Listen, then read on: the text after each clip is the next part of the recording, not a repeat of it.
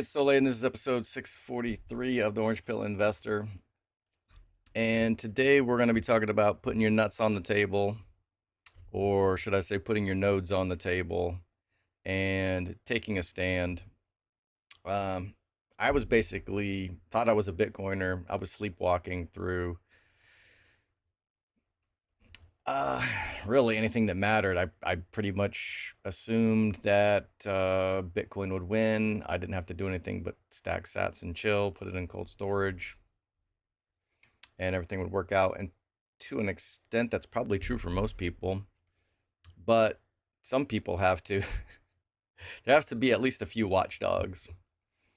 And everybody loves dunking on Jimmy Song right now. And I loved his takes on the Tone Vase series during the coverage. He did a pretty good job at reining Tone in, who was all over the frickin' place. But people have been dragging Jimmy, and I've been having fun with it myself a little bit. But he's like super crazy smart, and he's a dev, so he's technical, but he also understands a lot of the game theory. He's a solid libertarian as well. He actually has a principled stance against the Bitcoin treasury companies. I heard him say something like, it's too close to the control system, and uh, the whole market is basically a rigged game. So he would just rather stay out of it, which I can respect. But uh, this caught my attention. We need more men in Bitcoin, which has a bunch of different probably connotations to it, because Hodlonaut's article exposed the DEI hire culture that came into Bitcoin. And it's not that women devs can't succeed in Bitcoin, but it has to be organic. They have to want to be in Bitcoin because they're Bitcoiners. There's plenty of solid Bitcoiners on my X feed that are female, that if they were taught to code, would be frickin' solid as shit, because they understand Bitcoin first. They're into freedom. They're into freedom money, freedom coin. You can't you can't take a woman out of the crypto shitcoin space because they're extremely technically knowledgeable and put them into Bitcoin, and it's like, oh yeah, we're gonna make Bitcoin better because now we've got this gender diversity. That's not how it works. So you want Bitcoin to have diversity of opinion, diversity of thought. And you don't get that necessarily by having diversity of skin color or diversity of chromosomes, because if you get a bunch of diverse demographics from the same liberal colleges or the same uh, cities, or if you got them all from a conservative area, that would also be bad. But the offices in New York and San Francisco and London are uh, concentrated demographics, and by encouraging people uh, to be a part of those networks was a bit of a reverse diversity effort, really. So we were getting groupthink, but it was okay because they were different sexes and they were different races. And so this is kind of funny to say that we need more men in Bitcoin because the DEI push were saying we needed less. And this is kind of trolling, but it's also true in the sense that men are the ones that go and fight wars mostly. Yes, I have some very good friends who are female veterans My wife is also one, and some of them, some of the female vets got their freaking limbs blown off and all kinds of shit um, during conflicts. However, it is not policy of the U.S. government to send women into like the front lines of combat. Yes, they will be in danger. Yes, there's going to be, uh, you know, a bunch of disabled female vets out there. However, the 80-pound rucksacks and carrying the firearm uh, and throttling another 180-pound, well, 180-pound man with your bare hands is kind of a men's game. So when it's time for war, maleness and masculinity is, I think, what most people think of when it's time to do battle, when it's time to protect. Um, and even with that being said, though, Bitcoin is egalitarian in the sense that men and women are exactly equal because we've digitalized proof of work and power. So men and women are equal if they both run a node. Their their node their nodes are of equal value. So you could even look at Bitcoin as being uh, the great equalizer between men and women. There's no advantage to a man running a node than a woman, but he was doing a bit of trolling in here because the push was in the exact opposite direction, and but also I suspect this was taking a shot at Jimmy because not taking a stance and waiting by the finish line to see who wins and then cheerleading that is not a masculine trait. And so this was kind of like shots fired here, I think. And I'm here for it. It was it's a beautiful thing. I think who I think it was who else was talking about. Anyway, there's been a bunch of people commenting like, no, you're not participating in Bitcoin if you're fence sitting, and um, and Jimmy was talking. He's been firing back, and he's like, saying I have to choose is a false dichotomy. That's true. There's other implementations. They're not very popular. I don't even know if Libitcoin is available or not, but people are trying to get me to take a look at that one. Even what is it, Libre Relay? I think is a dogship protocol. It's literally it just accepts everything, so it's worse than Core V30 in that sense. But there's even different versions. Like if you were running Core V29, that's not nearly as bad as Core V30. It doesn't have some of the beneficial filters of knots, and it's not signaling for BIP110, but at least it's you know not exactly malware. So there's different levels, but I think it is also kind of fair to point and laugh at Jimmy's choice to not make a choice, which is also a choice, and really just preserving the status quo, because the status quo is core dominating the protocol. And if enough people don't run BIP110 and signal for it, then you're basically allowing the soft fork to fail. Or I think he said at one point he was running both, which is based really.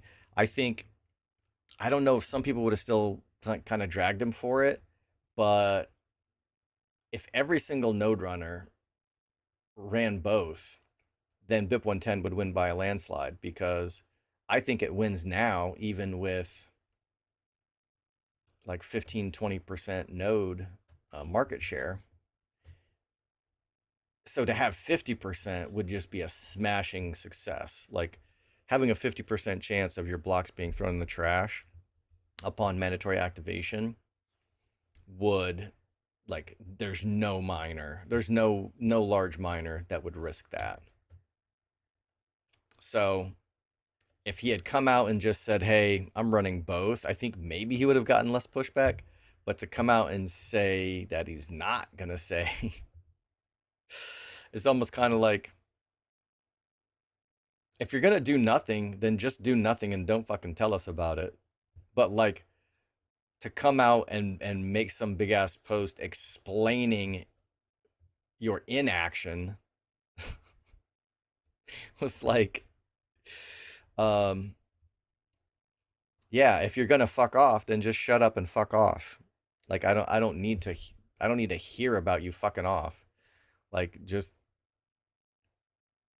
ignore it and don't make me read that you're ignoring it. It was kind of hilarious that both sides of the debate just dragged him. Like, I guess nobody likes a fence sitter, and at least my opponents in this fight have the nuts to pony up their reputations.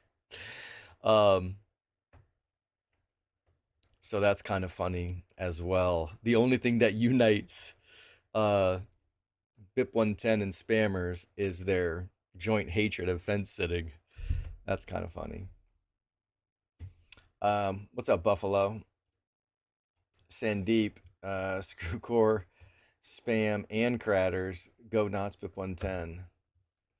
Yeah, and you can pick and choose, right? Because you can support BIP 110 but still hate some of the influencers on some of, on other issues, right? This is like, um it's kind of like politics too, because there's a few anti-war liberals out there who I would just throw out of a helicopter when, as it relates to um,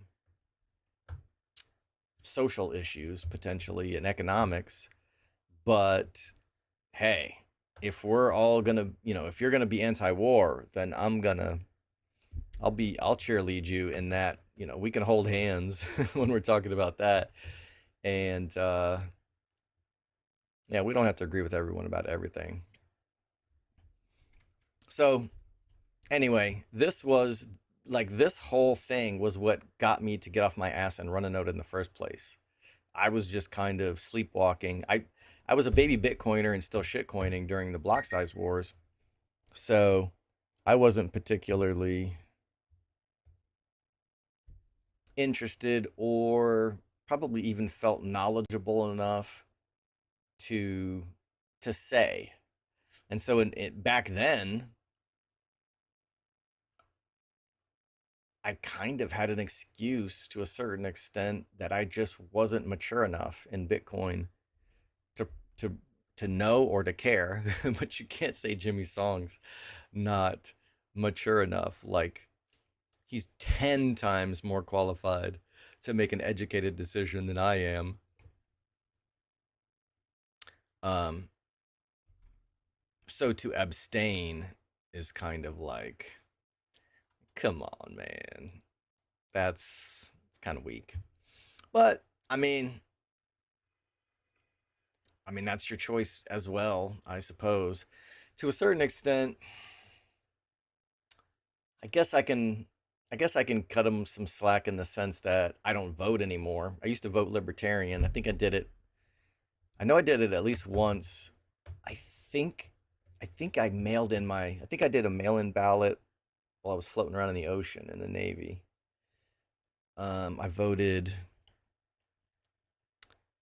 I voted in 96, straight libertarian ticket. And then in 2000 I was deployed. And I think I got my mail-in ballot. But then I just kind of got disillusioned with it, and I was like, The Democrats and Republicans are all full of shit, and then the libertarians are fucking powerless to even like do anything. So why am I wasting my time? Why am I researching the candidates? Why am I trying to figure out what people's positions are on issues when even if I go through all that trouble and I waste a bunch of my time, they could still just be lying or be helpless when they get put into power and go back on their campaign promises. So in that sense, I can do all that work and try to figure it out, but they can still just backpedal on all that shit. So I just stopped voting. So in that sense, I guess I can cut him a little bit of slack in the fact that he's saying I don't endorse either, but at the same time, if you're going to transact and you're going to use your node to validate your Bitcoin and your transactions, you can't use two nodes with one mouse click.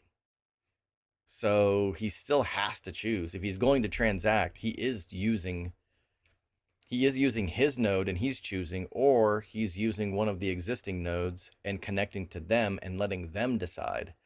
So there's really no such thing as not choosing. So like not choose there's an illusion that you can just not choose because if you transact, then somebody's choosing for you or you are actually making a choice and not being truthful um, about what you're doing when you transact with Bitcoin. So, maybe he's just abstaining. He's not buying any Bitcoin between now and the resolution. And he's just, maybe he's got his nodes powered off and he's just not using them.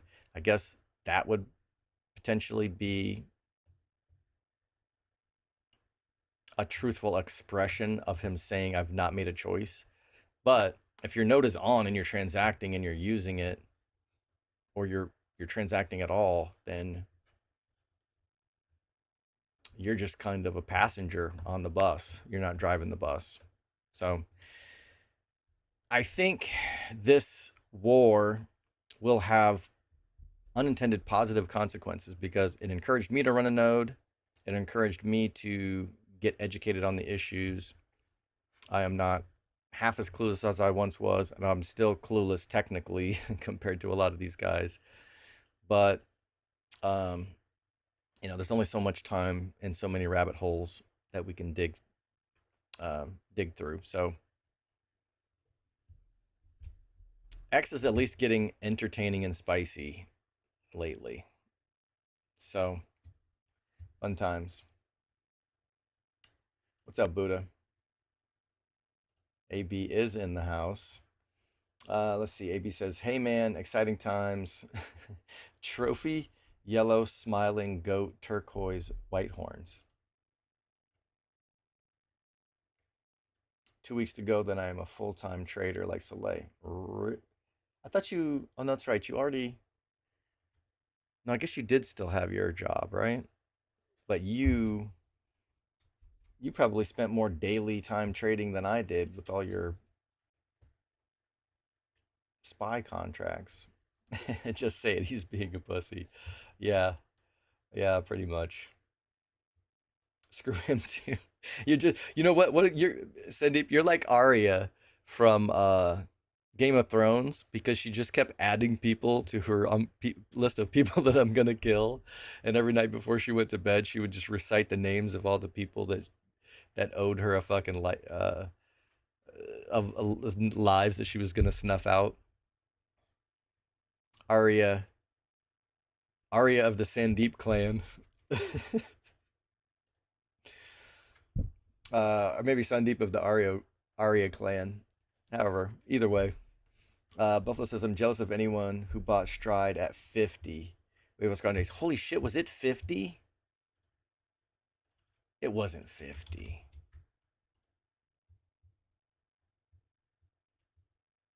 It's always kind of been my favorite pre-stretch. Oh my God. You are right.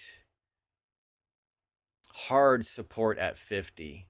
Holy shit, that's half of par, right? So this was like a 20% effective yield. Anybody who got in at 50 got a 20% effective yield plus if it comes back to any sign of life, you know, because Bitcoin pumps, there's a, this could easily, and if the Fed hasn't rushed to lower rates because I think they're slow playing it. They don't want to seem like they came immediately on board and are doing Trump's bidding, but they will come around. There's only one reason this motherfucker got the job, and it's to have Trump's people controlling the money printing. When are we gonna start getting memes? Because we got all the old memes of what's his fuck. Um, Dude, the guy's only been gone a couple of weeks, and I've already forgot his name. Anyway, with the money printer, letting it rain, and now we need the memes all redone. We have to have all of the memes repackaged with Warsh's face in there. But yeah, this is balls. Whoever stepped in and bought it at 50, you're right. They've got stones. Buffalo says I wanted to, but my 200 strike short puts were about to swallow my whole account last week. Yeah, man. All the prefs when they took a dump, because I had been stacking the prefs anticipating this Bitcoin crash that I'm still anticipating, and thinking, oh, okay, this is my dry powder. And then my dry powder melted by 15-20%. And I was like, oops. Buddha says, we have better tools than ever now, Sandeep. The ability to get premium and by long convexity with yield baskets tied to the same ecosystem is incredible. Love Arya. Yeah. What did I call her? Araya? What the fuck did I call her? Arya. Yeah, Arya. Let's see. Got Stride for my mother-in-law's account at 51, along with SATA and STRC. Nice. Let's see. I was getting margin calls at 50, so could not buy then, but got a bunch of 56.90s, 17 and a half locked in. Good Lord. Oh, those were her first. Yeah.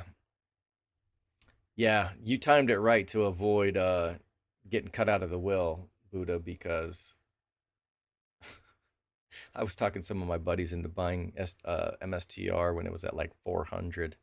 I was like 375 or whatever. Buy the dip. It fucking crashed 75% from there.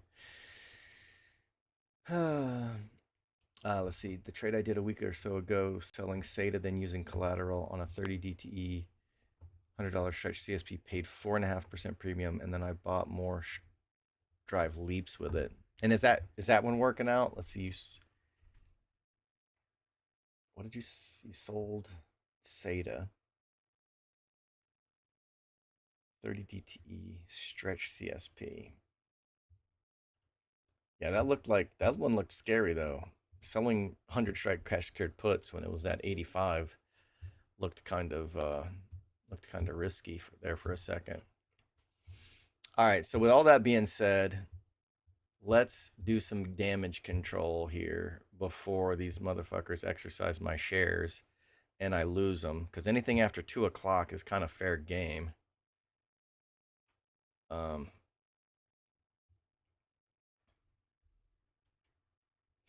So let me just get in here. So my break even was like at 90. Looks like I was going to be a genius on Tuesday. And then I don't know if it's just because they came out with the guidance, but Bitcoin, it's probably just Bitcoin is pumping. And when I say pumping, it's like up 2% or something, 3.5% for the week. So we're so back apparently. And every time Bitcoin pumps a tiny little bit, I don't need that shit. We're not dead anymore. So I am just going to be playing the roll until you're right game here. I'm just going to roll. I'm going to give no Um, I'm going to concede no like strikes or anything. I'm just literally just going to roll it to next week. And even here, it looks like I'll probably have to roll this down. Um, I doubt I'm going to get 123, but even if I get $100, that's 1% of the underlying price in 1 week. I had been smashing like 3-4%. But for me to roll up and get similar returns, let's just say I went rolled up to the 100 strike, I could get 5% on the underlying, but it would cost me $800 a pop. So that would cost me 8 grand. So I'm not going to do that.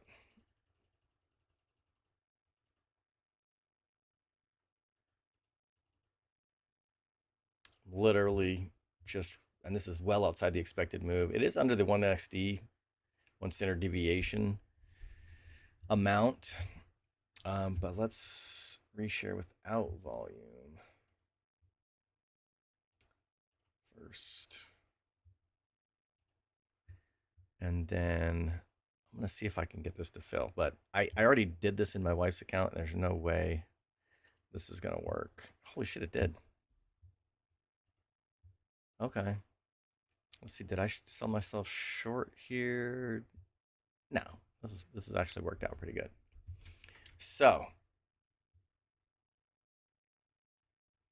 if we come crashing back to Earth, or 100 is probably acting as some kind of psychological support, excuse me, resistance. I mean, support right now, literally, we're holding on by a thread. Support is at 82. To find support, we would have to go all the way back to January of 2024 when we had resistance of 70, and then we had some nice support around 70, and it pumped to 200. So if we can put 100 in the rear view, maybe we go to 125 or 150, I suppose. But I literally am just putting no faith in any of these Bitcoin rallies.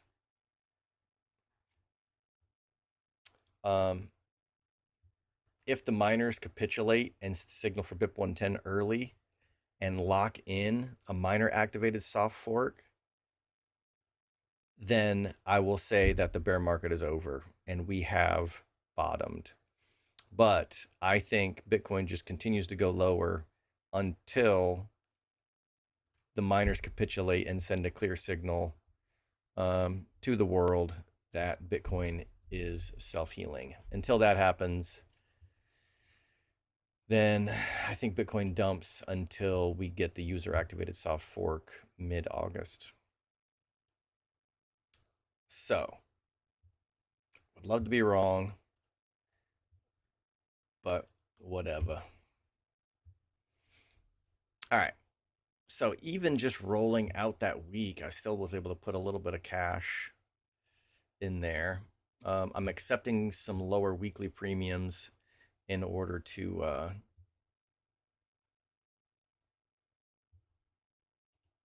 kind of give myself some downside protection in case I don't want to get whipsawed rolling up to 100 and the price comes back down to 80. So I'll just keep doing that for the next 6 weeks or so. And this one is actually looking fine. I can hold this one for another couple of weeks and then roll it out potentially. So all done there. All right, now that I got that out of the way and my shares won't get called away for now. That is a risk though, actually. I should talk about that. So I bought myself a little bit of time, and there's,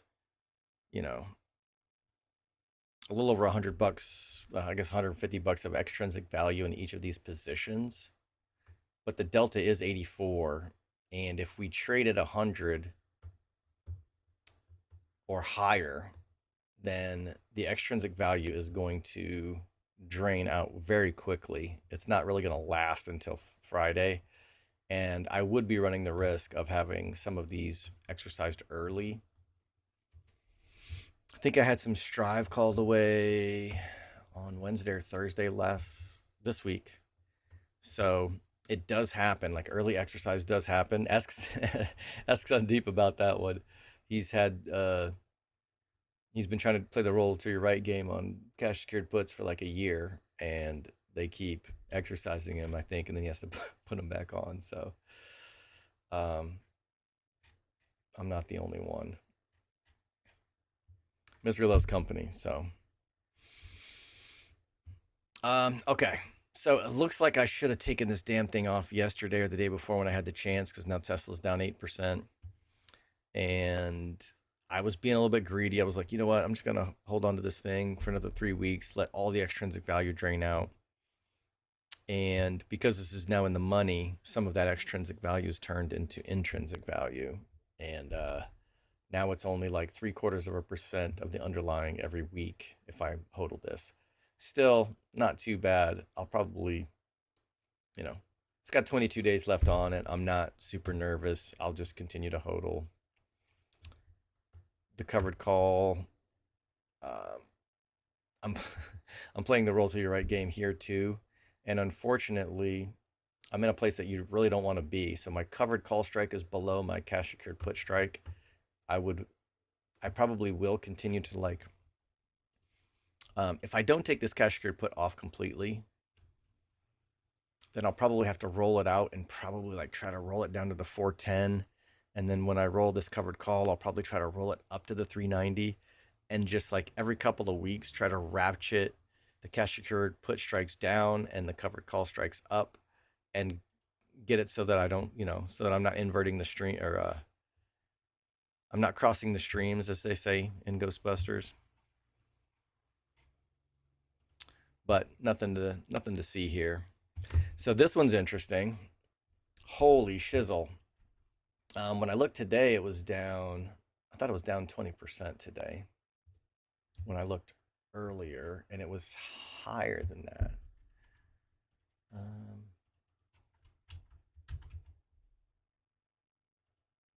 And this is why I didn't pile into a bunch of these. This could be bottoming. Ooh, maybe not. This could be in free fall. So it pumped from 12 to 30. That's an $18 pump. Half of that is 9, half of that's 450, so 1350. If 1350 of this craters, that puts us at like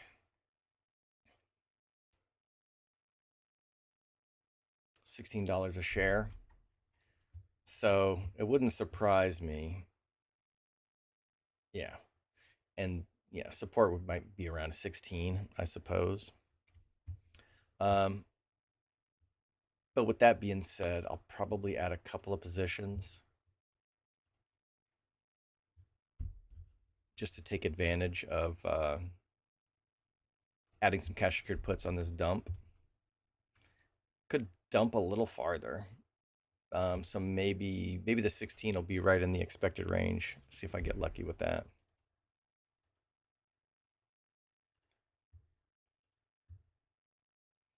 So the 43 DTE just came out. Unfortunately, the cheapest I can get would be the 1850s because the market makers haven't given us anything below here. We wake up tomorrow or Monday, there'll probably be some lower strikes.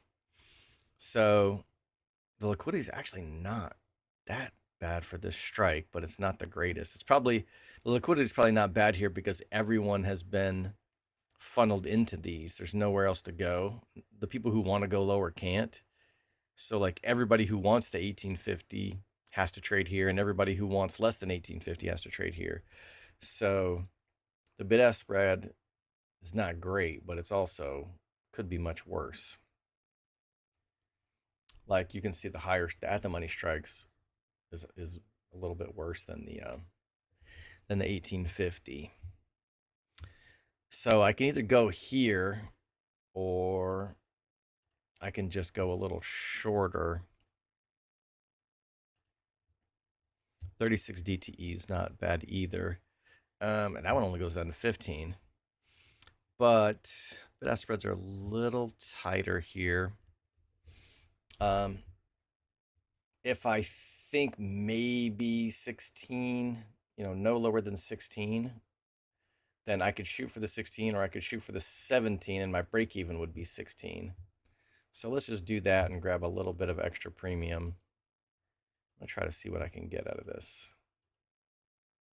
Wow, that filled at 154.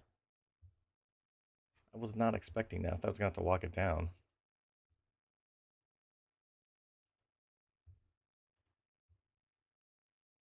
All right, let's do another one. Try to get a little more. I doubt this will fill, but it did fill. Okay. So I might have been able to squeeze a little bit extra premium out of there. Unfortunately, I might have been too anxious or not greedy enough. But yeah, I don't want to just YOLO into this. But yeah, adding a couple cash secured puts on the dip makes sense to me. Strive pumped, so I'm not able to actually get out of any of these cash secured puts, really. I mean, these are still out of the money, but there's not really a lot of premium that I can collect off of these. And the position is still pretty small for this account, so I don't really need to exit any of these positions, I don't think. Except I probably should take advantage of the pump in some way and just lower this. I mean, I guess I could just take this as a scalp almost. Just take off the, keep the $20 or whatever, the $15. Yeah, whatever. Let's do it. I'm going to try to be disciplined with profit taking since I'm expecting this shit to all crash. All right. So I reduced my exposure to Strive a little smidge on this pump. I reduced my long exposure, I should say.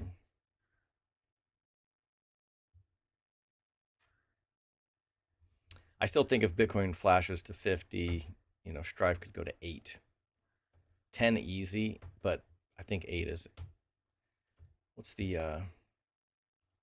let's see what the expected move is for August. Yeah, 10. So 10 is easily in the cards. One standard deviation is between 8 and 9. So yeah, I think that's all. I think my my guesstimate is pretty accurate. All right, so with those moves, I did generate $1,600 in cash, and I keep saying I need to check.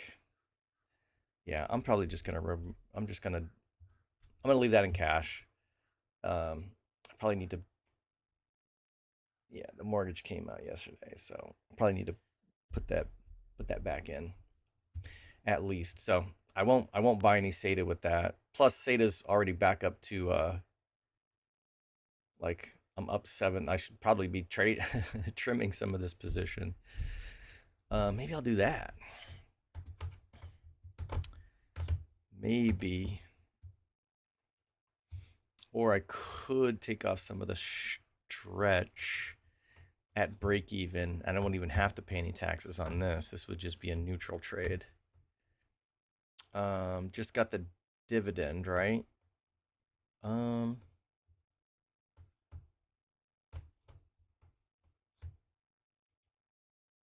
Yeah, let's close.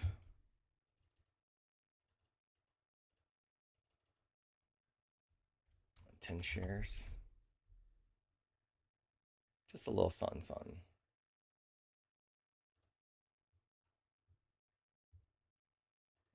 and then I'll withdraw 2,500 bucks.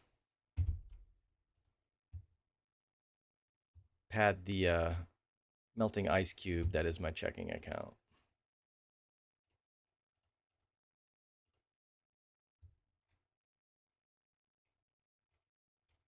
Holy shit, y'all are chopping it up in the chats. Let's see. Yeah, the Leafs are already up 20. I'll get assigned on STRC. Oh, really? But I got to use the premium at the right time in much longer convexivity than the return to par. Don't know if I'll be able to do it in the other direction, but feels like an interesting play. And then Buffalo says February 5th, Dan said he was going to double XL long STRD if it opened at 60. Wonder if he changed his mind last week. Or if he was bag holding the whole time. Also, AB says, also considering to layer on some put ratios below my leap strikes, but I haven't done so in size yet. Put ratios. You're going to have to explain that one to me. Let's see. 1 hour Bitcoin looking like it wants to squeeze through 62, 260, sometimes lower. Let's see, this is funny. I may be able to cover the STRC sold put and use the collateral to sell the cash secured put on SATA 100 strikes. 50 DTE is a bit far though. Yeah, I don't like going out to 50. I mean, I will do 52 occasionally, and super, super rarely I'll go to 60 if I'm really getting pressured on a roll until you're right. Let's see, may wait, but the 50 DTE is paying 7.3%.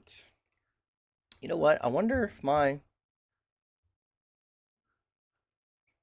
SATA shares can be lent out. Somebody would have to pay me 60% interest. Well, I'm sure the exchange takes a cut, but yeah, hard to borrow. No shit. AB says I need to start having Claude run some math on this. How many AIs do you run, dude? I pay for Grok, and I don't pay for anything else. And Grok's probably not the best at doing math. Let's see. Feels like free money paying better than the div, and I get to buy Leaps cheap. Sandeep says Strive should run their ATM and buy STRD. Fund their SATA dividends in perpetuity. X would have a conniption. Let's see. They already have STRC in the treasury, so adding STRD is not a huge step. No brainer, in my opinion. I forgot about that. So Strive's USD reserves, which STRC would be part of their reserve strategy, cratered by 15%, 20%. But their preferred, you would think, would have crashed harder because their reserve went to shit. But it didn't. It actually retained its peg, or closer to its peg, and didn't crash as far. That's wild. Let's see. AB says I pay for Perplexity Max, Claude Max, and Grok Heavy. Yeah, I gotta start vibe coding, right? I gotta get off my ass and do something. Like, it sounds interesting. Could probably do some cool stuff, but I'd probably just end up using it to do degenerate shit, like help me rank my fantasy football teams or something. Help me draft. All right, so my 420 covered call is no longer in danger, but plenty of extrinsic value left, so no rush. Strategy. I gotta hurry up and roll these bad boys. These are the ones I don't want to lose. Oh no, that's Tesla, I think. So if I go up one, no, no, not doing it.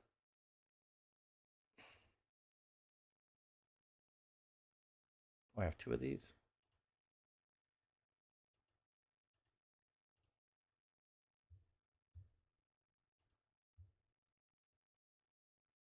All right.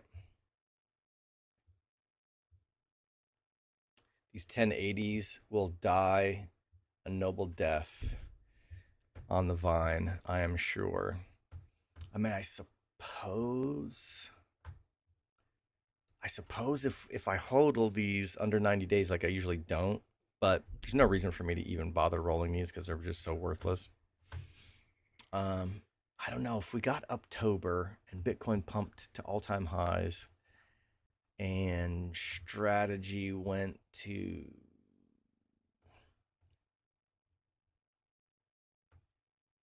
250 suddenly. Like maybe I could squeeze a break even here. I don't know. But anyway, those will just be a sad reminder not to FOMO into 1080s at the end of the bull market. All right.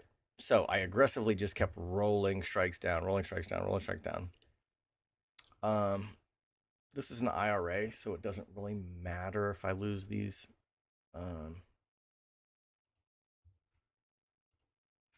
But I think some people did tell me that if I sell these, even though it's in an IRA, and then I turn around and buy shares in my other accounts within 30 days, I still get hit with the wash sale rule.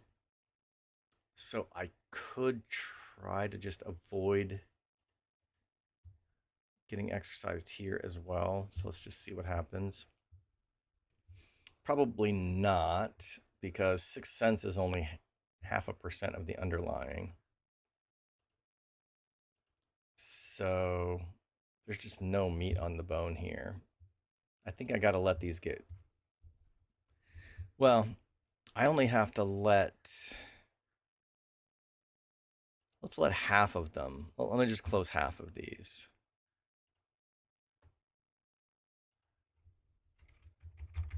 And then I can use that money to pay to roll the other ones up to a strike that actually nets me some extrinsic value.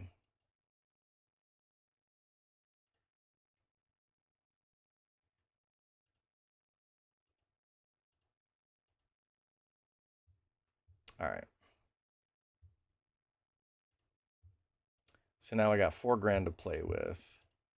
I can roll these up to. I'm just going to make sure that like the extrinsic value is at least 1%. So let's go one more strike. $12 at the expected move. 21 cents of extrinsic value here. So not quite 2% of the underlying. But let's get that through. And I didn't roll up so far that if this drops back down to 11, like I'm not getting whipsawed too terribly here. Again, I'm in the unfortunate position of running the wheel and having my covered call strikes below my cash secured put strikes. Extrinsic value 96.48. So 48 per pop divided by 3 weeks is about 16 cents a week, which is over 1% of the underlying. So this cash secured put, even though it's fairly deep in the money, still has some extrinsic value. So I'll do nothing there. But what am I going to do with $4,000 of maintenance excess? Well, good old Cypher was dumping. So let's, well, you know what? Let me take a look at iron too, because iron shit the bed. What's iron at? 39. That's perfect. I can just do one contract. Liquidity's pretty good here.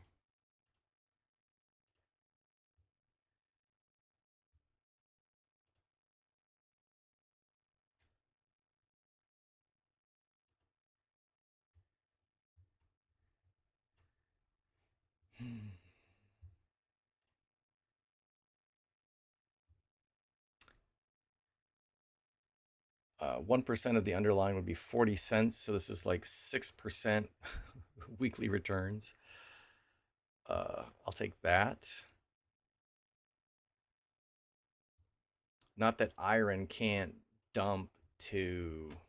Let's just take a look. Let's just have some reasonable expectations here. So support is at like 35. There's a decent amount of support actually right here because it rocketed up. Anytime you see sharp moves, like that's a more, that's a solid indicator. Like this is more believable support. But at a minimum, lows of 30, 35 are pretty reasonable. So I think I got paid a couple of bucks. It puts my break even at like 37-ish. But yeah, I mean, this could easily dump to 30. But at least I wasn't selling weekly cash secured puts at 70.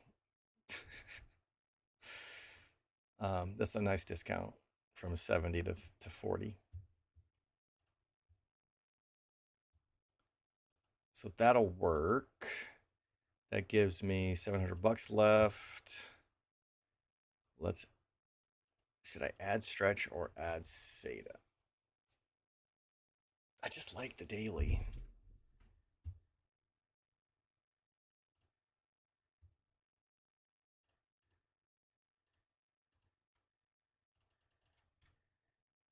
They really got me with that daily.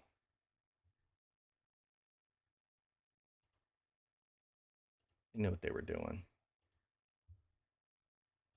It's probably like the psychology of the casino, pulling the lever on the one-eyed bandits, because they give you like those little ding ding ding, little ding ding ding, and you win $1, so you're getting these constant affirmations that you're winning a little something here and there, but then mostly you're just losing.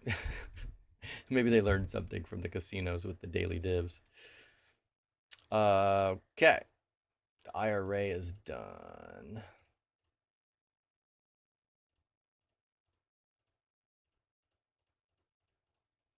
All right, so now these look plenty safe when Wolf was at like 25 plus. These are getting mushed. Ooh, margin call. It's not technically a margin call because it's in the same margin basket as my wife's account, which is hidden here. It's not displayed. But I do want to be consistent. Let's make my trades first and see. Yeah, and I had STRC in this account, which is break even. So that actually works. So what I'll probably end up doing is peeling off enough stretch to not only get myself out of margin, but generate enough option buying power to take on more cash secured put positions on these stocks. Cash secured puts on Strive are still underwater. Nothing to see here.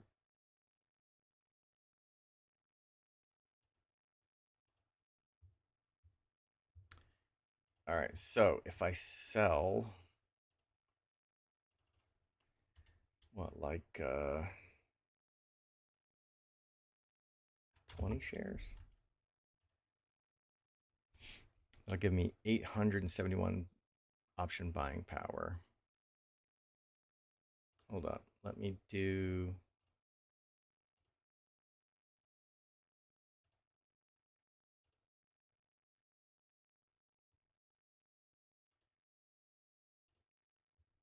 Okay, I need $199 per contract. And I need 300 to dig myself out of margin. So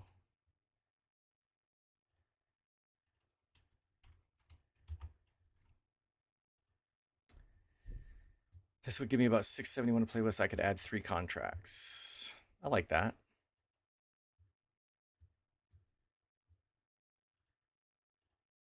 Maybe not 3 contracts. All right, so Wolf.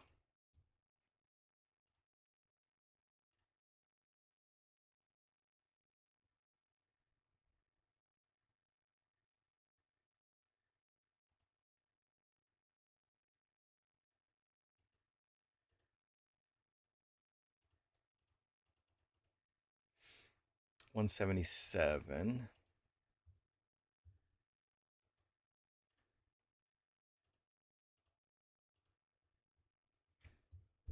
All right.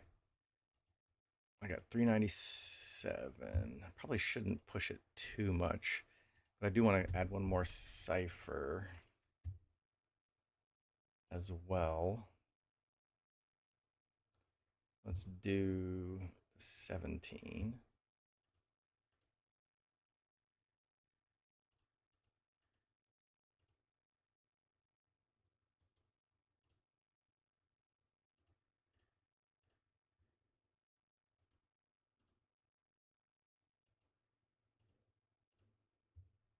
All right. So now I've got like, I've still got like a razor thin margin here. However, I do still have 40 shares of stretch. So what is it, like 3 grand worth of dry powder, as long as it doesn't shit the bed.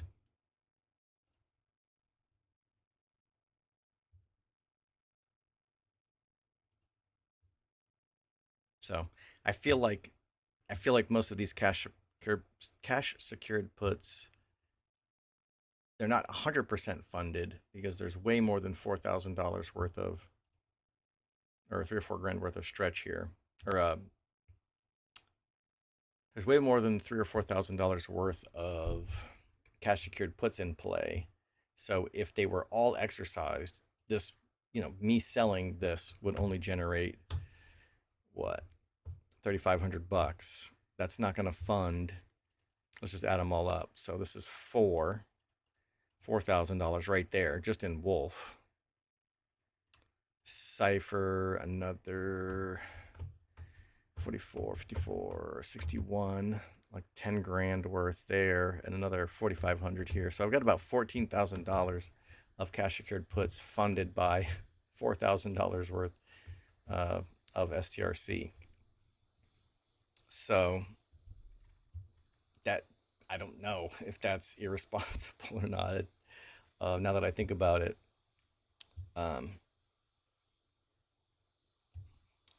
but anyway, there's plenty of time. There's plenty of extrinsic. I suppose if the bear market lasted another 6 to 12 months, and all of these positions went down and stayed there the whole time, that would put me in a bind, I guess. But it seems fine.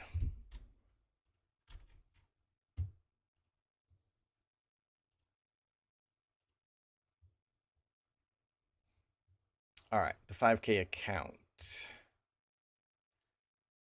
The Strive 12 and a halves. Looks like I pretty much not nailed it, but I came pretty close to not doing too badly.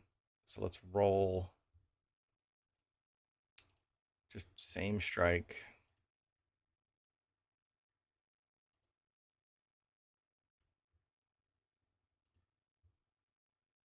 75 cents in the money. So this is about almost 50 cents of extrinsic, which is still like 4% weekly returns. And I don't have to roll up to get it. So let's try to get filled at 50. Nope. 48. Nope. 47. Well, I'm just going to try it. Probably won't fill, but what else? Yeah. That was wishful thinking on my part. Let's try 0.43, 0.4, 1, 2, 42. Okay.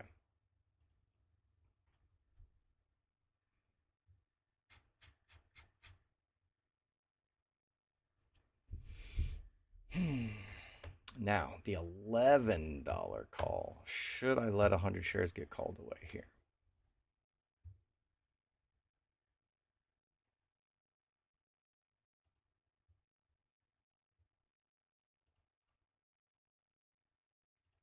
If I roll this and try to stick with the 11, that's 220. That's for next week. Yeah, 13 minus 11 is 2. Yeah, so there's no extrinsic value here. This is like a 99 delta. So this doesn't make any sense.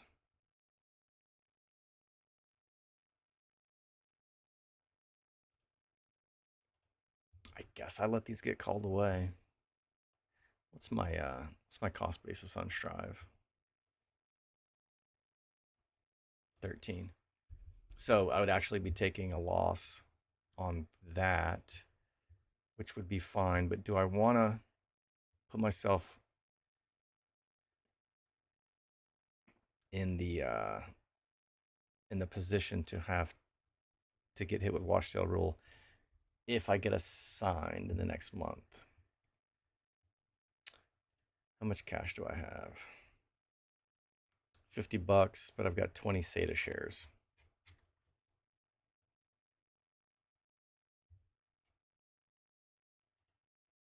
So I could roll up just enough to get a little bit of extrinsic value. Let's see if I can find a strike for that.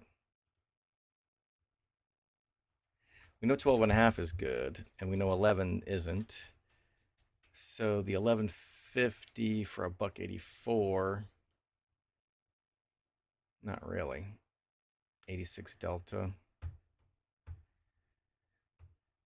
1250, 70 cents. Yeah, that's 14 cents of extrinsic value here, which is 1% of the underlying. So that's not bad. I'm only rolling up one strike. So it's going to cost me $50. I don't know if I have $50. I think I had almost $50. This is probably going to make me use like $1 of margin. That sucks.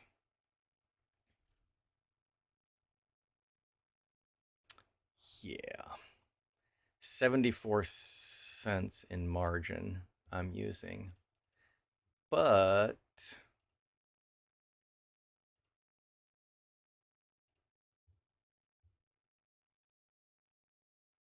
I got 94 cents yesterday. So all I have to really do is wait until tomorrow, and that'll pay off my margin. So that's fun.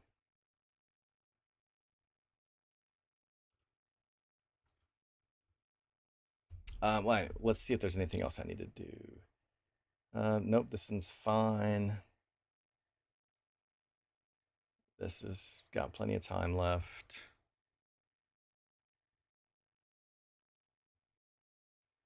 Yeah, I think that works.